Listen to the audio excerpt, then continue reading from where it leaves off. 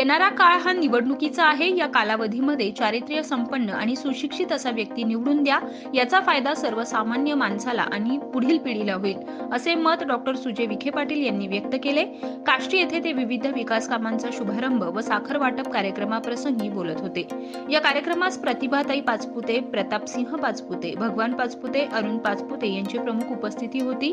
जो व्यक्ती सुशिक्षित असेल आणि सर्व क्षेत्रातील ज्याला जाण असेल असा हुशार आणि अभ्यासू व्यक्तींनाच येणाऱ्या निवडणुकांमध्ये साथ द्या, त्यामुळे समाजाची प्रगती होईल आणि समाज पुढे जाईल, असे देखील मत यावेळी खासदार सुजय विखेंनी व्यक्त केले।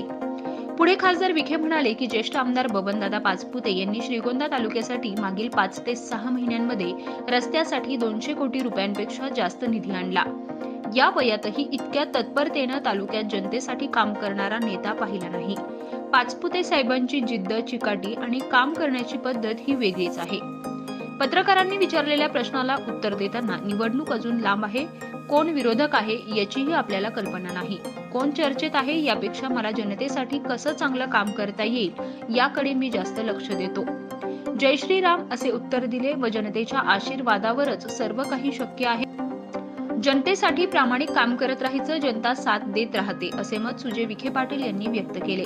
यासोबतच 22 जानेवारी रोजी अयोध्येत संपन्न होणाऱ्या प्रभू श्रीराम मूर्ती प्राणप्रतिष्ठा सोहळ्याच्या निमित्तानं गावातील सर्व मंदिराची स्वच्छता, सुशोभीकरण आणि विद्युत रोषणाई करावी।